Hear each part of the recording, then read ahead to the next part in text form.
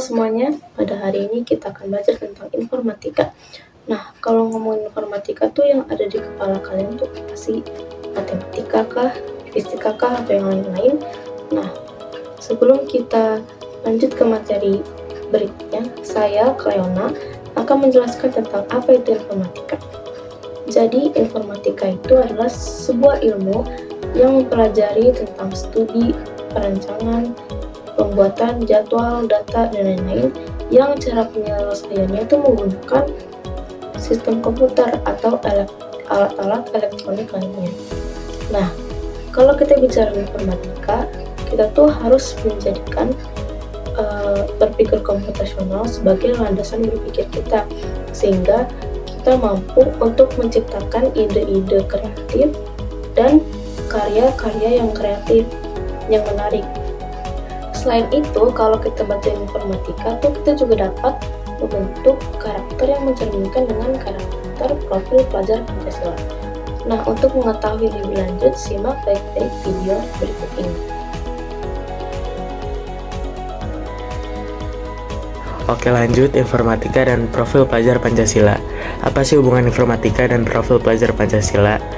Nah, sebelum saya menjelaskan materi ini, izinkan saya untuk memperkenalkan diri saya. Nama saya Adrian Romeo dari absen 1. Profil pelajar Pancasila adalah konsep yang menggambarkan pelajar Indonesia sebagai individu yang terus belajar, memiliki kompetensi global, dan berperilaku sesuai dengan nilai-nilai Pancasila. Profil ini mencakup 6 dimensi, yaitu keimanan, kebinekaan global, gotong royong, kemandirian, nalar kritis, dan kreativitas. Melalui pelajaran informatika, siswa diharapkan menjadi warga digital yang berkarakter baik dan mengasah kemampuan bernalar kritis, kreatif, mandiri, dan gotong royong. Mereka juga belajar menghargai perbedaan dan membangun toleransi saat berkolaborasi dengan teman dari berbagai latar belakang, baik di dunia nyata maupun di dunia maya.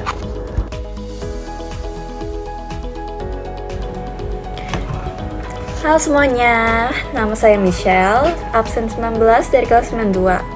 Berpikir komputasional. Mengulang pelajaran sebelumnya, di kelas 7, kalian telah belajar cara menyelesaikan masalah dengan berpikir komputasional yang meliputi memecah masalah menjadi bagian-bagian kecil atau dekomposisi, fokus pada hal penting atau abstraksi, membuat urutan langkah penyelesaian masalah atau algoritma, dan pengenalan pola. Di kelas 8, kalian belajar tentang bagaimana fungsi input, proses, dan output bekerja, dan bagaimana cara kerja sistem bilangan seperti biner dan desimal. Kalian juga akan mempelajari cara mengubah ekspresi matematika dan mengolah data.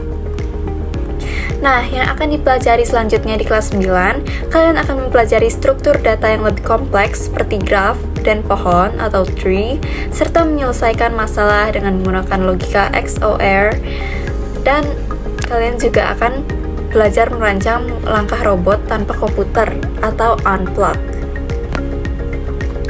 Lalu yang kedua adalah teknologi informasi dan komunikasi, yaitu TK.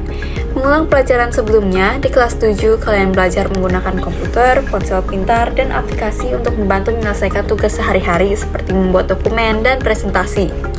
Di kelas 8, kalian belajar menggunakan beberapa aplikasi sekaligus membuat konten yang lebih kompleks dan memahami berbagai format file digital. Yang akan dipelajari selanjutnya di kelas 9, kalian akan menganalisis dan membuat dokumen dengan aplikasi pengolah kata, pengolah lembar kerja, dan pengolah presentasi. Kalian juga akan belajar membuat blog dan vlog. Yang ketiga ada sistem komputer. Mengulang pelajaran sebelumnya, di kelas 7 kalian mempelajari bagaimana perangkat keras dan perangkat lunak bekerja bersama-sama untuk membuat komputer berguna. Di kelas 8, kalian belajar tentang bagaimana data disimpan dalam memori komputer dan bagaimana komputer melakukan perhitungan. Yang akan dipelajari selanjutnya di kelas 9, kalian akan diingatkan tentang cara menggunakan sistem komputer dengan baik. Nomor 4, jaringan komputer dan internet. Mengulang pelajaran sebelumnya, di kelas 7 kalian belajar tentang pentingnya jaringan lokal dan internet, serta bagaimana menghubungkan perangkat ke internet. Di kelas 8, kalian belajar bagaimana komunikasi data terjadi dalam jaringan, seperti pada ponsel, dan bagaimana menjaga keamanan saat berinternet. Yang akan dipelajari selanjutnya di kelas 9, yaitu kalian akan belajar lebih lanjut tentang praktik penggunaan jaringan, komputer, dan internet yang aman. Selanjutnya ada analisis data. Mengulang pelajaran sebelumnya, di kelas 7 kalian belajar tentang cara mengolah data dengan menggunakan aplikasi pengolah lembar kerja seperti melakukan sorting dan filtering. Di kelas 8 kalian memperdalam kemampuan analisis data dengan mempelajari cara menyaring, memvalidasi, dan menampilkan data dalam berbagai bentuk visualisasi. Yang akan dipelajari selanjutnya di kelas 9, kalian akan mengingat kembali konsep analisis data melalui ilustrasi dalam kehidupan sehari-hari. Lalu selanjutnya ada algoritma pemrograman. Mengulang pelajaran sebelumnya, di kelas 7 kalian memulai belajar pemrograman menggunakan bahasa pemrograman visual seperti Scratch. Di kelas 8, kalian belajar bahasa pemrograman visual lainnya yaitu Blockly dan mulai memahami konsep dasar pemrograman prosedural. Yang akan dipelajari selanjutnya di kelas 9, kalian akan mempelajari kesamaan dan perbedaan antara berbagai bahasa pemrograman dan belajar cara membuat program yang lebih terstruktur dan modular. Lalu ada dampak sosial informatika. Mengulang pelajaran sebelumnya, di kelas 7, kalian belajar tentang dampak teknologi dan informasi dan bagaimana menjaga keamanan data pribadi. Di kelas 8, kalian belajar tentang dampak media sosial dan bagaimana cara mengenali berita palsu serta menghindari perundungan di dunia maya. Yang akan dipelajari selanjutnya di kelas 9, kalian akan belajar lebih dalam tentang ancaman keamanan data di dunia maya dan bagaimana melindungi data pribadi. Lalu yang terakhir adalah praktik lintas bidang. Di kelas 9, kalian akan berkesempatan untuk mempraktikkan apa yang telah dipelajari di berbagai bidang dengan menggunakan teknologi informasi dan berpikir komputasional. Sekian materi dari saya, mari kita lanjut ke selanjutnya.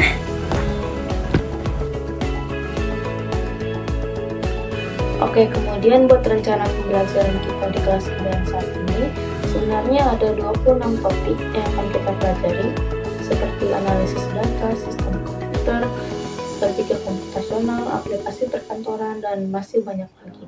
Tetapi di video kali ini kita hanya akan membahas tentang 3 hal. Yang pertama ada struktur data, kemudian ada ekspresi dan operasi logika, serta algoritma. Semoga dengan menonton video ini dapat bermanfaat dan dapat dimengerti oleh kita semua. Selamat belajar.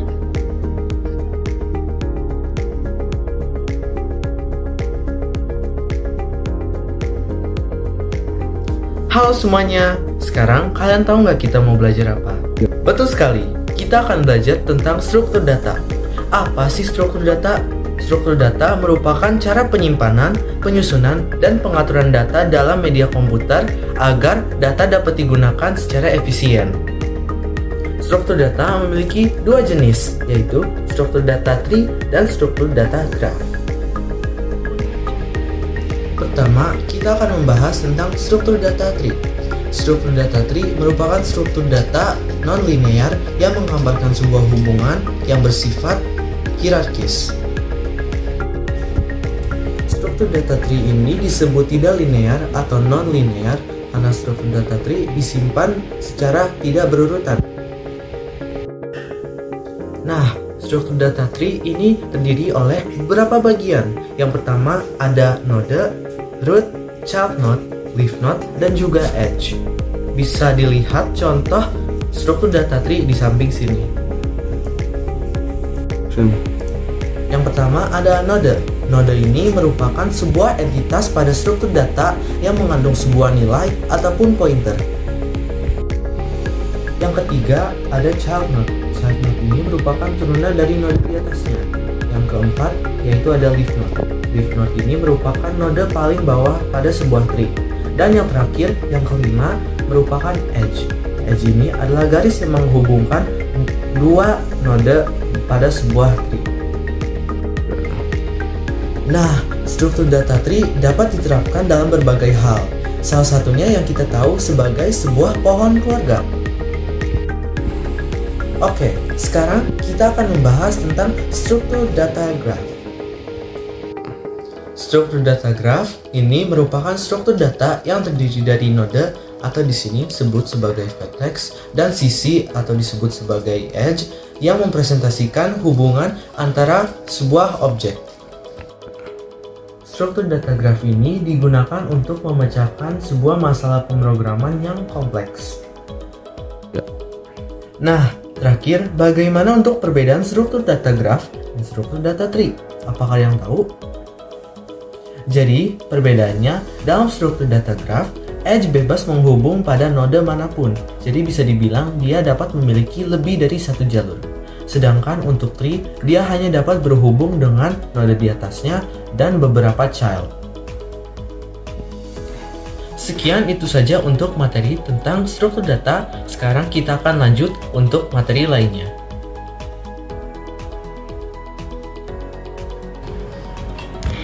Selanjutnya, saya akan jelaskan ekspresi dan operasi logika dalam informatika. Jadi, dalam informatika, ekspresi dan operasi sering digunakan untuk melakukan perhitungan atau mengambil keputusan. Dua konsep dasar yang penting adalah operan dan operator. Operan adalah nilai atau data yang dikenakan operasi. Misalnya dalam 5 tambah 3, angka 5 dan 3 adalah operan. Lalu, operator adalah simbol yang menunjukkan operasi apa yang dilakukan terhadap operan. Contohnya tanda plus. Nah, tanda plus ini adalah operator penjumlahan. Selanjutnya ada ekspresi logika. Ekspresi logika adalah pernyataan yang menghasilkan nilai benar, true atau salah, false. Contohnya ada 7 lebih besar dari 4, menghasilkan true karena 7 lebih besar dari 4. Selanjutnya ada operasi logika. Operasi logika menentukan hasil akhir dari ekspresi logika menggunakan operator seperti and, or, dan not. Yang pertama ada and. And adalah operator di mana benar jika semua kondisi benar. Contohnya 5 lebih besar dari 2 and 3 lebih kecil dari 4, menghasilkan true. Lalu ada or, yaitu benar jika salah satu kondisi benar. Contohnya 5 lebih besar dari 2 or 3 lebih besar dari 4, menghasilkan true. Not, membalikan nilai. Misalnya not true menjadi false. Dengan memahami operan dan operator, kita bisa membuat ekspresi logika dan melakukan operasi yang memungkinkan komputer membuat keputusan berdasarkan kondisi tertentu. Sekian informasi tentang ekspresi dan operasi logika berdasarkan informatika dari saya. Selanjutnya, nah sekarang kita sudah sampai ke materi algoritma. Sekarang saya, Clara Nathaniela Sirmarpaung, akan menjelaskan mengenai apa itu algoritma, tipe-tipe dalam algoritma, dan contoh permasalahan yang menggunakan algoritma berupa langkah-langkah atau proses terurut untuk menyelesaikan suatu masalah. Nah, dalam kehidupan sehari-hari tentunya kita selalu dihadapi dengan masalah yang harus kita selesaikan. Masalah tersebut merupakan sejenis penghalang sehingga kita harus menemukan penyelesaian masalah atau problem solving, yaitu dengan melakukan proses atau langkah-langkah terurut yang disebut dengan algoritma. Algoritma memiliki banyak tipe, namun dari banyaknya tipe-tipe dalam algoritma itu, kita dapat menemukan 3 tipe yang sangat simpel dan mudah untuk dimengerti. Tipe yang pertama yaitu tipe algoritma sekuensial. Tipe yang kedua yaitu tipe algoritma percabangan atau branching. Tipe yang ketiga yaitu tipe perulangan atau looping. Apa sih tipe algoritma sekuensial itu? Tipe algoritma sekuensial adalah tipe algoritma terurut yang menggunakan proses atau langkah-langkah secara bertahap dari yang paling awal hingga yang paling akhir. Tipe algoritma sekuensial merupakan tipe yang paling mudah di antara kedua tipe algoritma lainnya. Jika kita menemukan permasalahan yang menggunakan tipe sekuensial sebagai algoritma penyelesaiannya, yang perlu kita lakukan hanyalah melakukan instruksi dari awal hingga akhir secara bertahap dan terurut. Salah satu contohnya yaitu merebus air, merebus telur, merebus mie, dan lain-lain. Tipe yang kedua yaitu tipe algoritma percabangan atau tipe algoritma branching. Tipe algoritma percabangan atau yang disebut juga dengan branching adalah tipe algoritma yang menunjukkan kondisi lain yang menggunakan penyelesaian yang berbeda namun memiliki tujuan dan hasil yang sama. Kondisi-kondisi ini bisa muncul atau terjadi ketika ada syarat yang belum dipenuhi dan terlewat. Sebagai contoh yaitu ketika kita sedang berbelanja dan sudah membuat checklist barang. Hal yang pertama kali kita lakukan adalah 1. Pergi ke tempat belanja. 2. Mengambil keranjang belanja. Ketiga, mengambil beberapa barang yang sudah di-list sesuai yang kita perlukan. Yang keempat yaitu memeriksa harga barang. Nah, langkah-langkah selanjutnya merupakan langkah-langkah yang menunjukkan percabangan tipe algoritma, yaitu ketika barang melebihi budget, maka kita harus mengurangi barang tersebut dan pergi ke kasir. Ketika barang sudah mencukupi budget atau kurang dari budget, kita langsung pergi ke kasir. Nah, hasil dari permasalahan algoritma ini yaitu sama-sama melakukan check out dan mendapatkan barang. Jadi yang kita dapatkan dari tipe percabangan ini adalah tipe yang memiliki cara penyelesaian yang berbeda namun tetap menghasilkan hasil yang sama. Tipe yang ketiga yaitu tipe perulangan atau looping. Tipe algoritma perulangan atau yang disebut juga dengan looping adalah tipe algoritma yang memunculkan aktivitas perulangan saat kita menjalankan instruksinya. Biasanya perulangan tersebut akan berhenti ketika syarat dari kondisi tersebut terpenuhi. Sebagai contoh, ketika kita sedang menyetrika. Ketika kita sedang menyetrika, yang kita lakukan adalah mengambil setrika dan menyetrika baju tersebut berulang-ulang dan menggosoknya ke seluruh permukaan kain sehingga kain tersebut tidak kusut dan rapi. Nah, itu dia tadi penjelasan mengenai definisi dari algoritma dan 3 tipe algoritma yang simple dan mudah dimengerti. Selanjutnya saya akan memberikan contoh permasalahan mengenai algoritma yang menggunakan problem solving dan critical thinking untuk menjalankan instruksi dan mendapatkan hasil yang diinginkan. Bayangkan kalian memiliki 3 gelas. Yang pertama yaitu gelas A, yang kedua bernama gelas B, dan terakhir gelas C. Gelas A berisi air, gelas B berisi sirup, dan gelas C tidak berisi cairan atau kosong.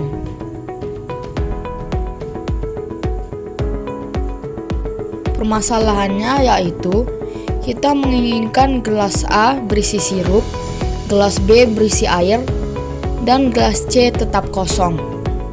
Namun bagaimana cara atau penyelesaian algoritmanya? Jika kita teliti lebih dalam, permasalahan ini memiliki 2 cara penyelesaian yang berbeda namun tetap memiliki hasil yang sama. Apa itu? Yang pertama yaitu gelas A yang berisi air kita pindahkan ke gelas C. Sekarang gelas C sudah berisi air ya. Gelas B yang berisi sirup kita pindahkan ke gelas A. Sehingga gelas A sekarang berisi sirup. Nah, air yang berada di gelas C tadi kita kembalikan, kita tuang ke dalam gelas B. Sehingga kita menghasilkan gelas A berisi sirup, gelas B berisi air, dan gelas C kok tetap kosong. Nah, cara yang kedua atau algoritma yang kedua bagaimana? Penyelesaian atau algoritma yang kedua yaitu kita memindahkan isi cairan B berupa sirup ke dalam gelas C yang tidak berisi cairan. Kini gelas C telah berisi sirup. Langkah selanjutnya yaitu kita memindahkan isi dari cangkir A yang berupa air kita pindahkan ke gelas B, sehingga kini gelas B sudah berisi air. Nah, langkah yang terakhir yaitu kita memindahkan isi C yang berupa sirup kita pindahkan ke A, sehingga kita mendapatkan hasil yang sama dengan algoritma yang pertama, yaitu gelas A berisi sirup, gelas B berisi air, dan gelas C tetap kosong. Kesimpulan yang bisa kita dapatkan dari kedua penyelesaian ini yaitu algoritma yang satu ini memiliki cara atau penyelesaian yang berbeda, tetapi tetap menghasilkan yang sama. Artinya, tipe algoritma ini menggunakan tipe algoritma persabangan atau branching.